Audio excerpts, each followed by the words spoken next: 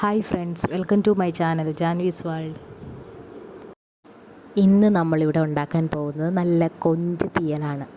മുരിങ്ങയ്ക്കായും തക്കാളിയൊക്കെ ഇട്ട കൊഞ്ച് തീയൽ. നമുക്കത് കഴുകി വൃത്തിയാക്കി നുള്ളി നന്നായിട്ട് കഴുകിയെടുക്കണം, അല്ലെങ്കിൽ മണ്ണുണ്ടാവും. ഇത് ഞാനല്ല കേട്ടോ ഉണ്ടാക്കുന്നത്, അമ്മയാണ് ഉണ്ടാക്കുന്നത്. നമുക്കിതെങ്ങനെ ഉണ്ടാക്കുന്നതെന്ന് നോക്കാം. ആദ്യം എല്ലാം കഴുകി വൃത്തിയാക്കി വയ്ക്കുക. നമുക്ക് ഇതിലേക്ക് ആവശ്യമായ ചേരുവകൾ റെഡിയാക്കി എടുക്കാം.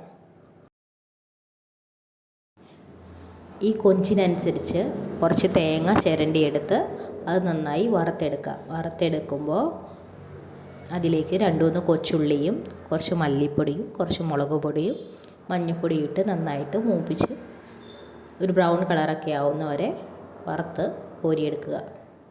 അതിനുശേഷം കുറച്ച് കൂടുതൽ കൊച്ചുള്ളി ചേർക്കുന്നതാണ് നല്ല ടേസ്റ്റ്. കൊച്ചുള്ളി ഇല്ലെങ്കിൽ സവോള ചേർത്താലും മതി. തക്കാളി, 2-3 പച്ചമുളക് ഇതെല്ലാം കഴുകി വൃത്തിയാക്കി വയ്ക്കാം. ഒരു ചട്ടി അടുപ്പിൽ വെച്ച് അതിലേക്ക് കുറച്ച് എണ്ണ ഒഴിച്ച് കടുക് പൊട്ടിച്ചിട്ട് ഒരു വറ്റൽമുളക് ഇടണം. അതിനുശേഷം നമ്മൾ കഴുകി വൃത്തിയാക്കി വെച്ചിരിക്കുന്ന കൊച്ചുള്ളിയും മുളകും ഇഞ്ചി വെളുത്തുള്ളി ഇതിലേക്ക് ഇടാം. ഇത് നന്നായിട്ട് ഒരുപാട് വരട്ടിയെടുക്കണ്ട, അത്യാവശ്യത്തിന് വരട്ടി നന്നായി വാട്ടിയെടുക്കാം. ഇതിലേക്ക് ഇഞ്ചി വെളുത്തുള്ളിയൊക്കെ നന്നായിട്ട് ചേർക്കുന്നതായിരിക്കും നല്ലത്. കാരണം എന്താണെന്ന് വെച്ചാൽ ഗ്യാസാണ് കൊഞ്ച്, അത് എല്ലാവർക്കും വയറിനൊന്നും പിടിക്കണമെന്നില്ല.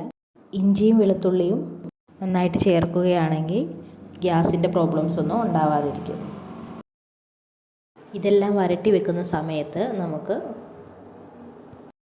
നമ്മൾ റെഡിയാക്കി വെച്ചിരിക്കുന്ന തേങ്ങ വറുത്തത് ഒരു മിക്സിയിലേക്ക് ഒഴിച്ച് അതിലേക്ക് കുറച്ച് വാളംപുളി ഇട്ട് നമുക്ക് നന്നായിട്ട് അരച്ചെടുക്കാം.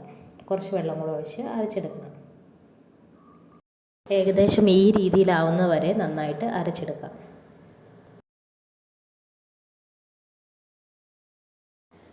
ഈ സമയത്ത് നമ്മൾ വരട്ടാനിട്ടിരിക്കുന്നത് നന്നായിട്ട് വരണ്ട് വന്നിട്ടുണ്ട്.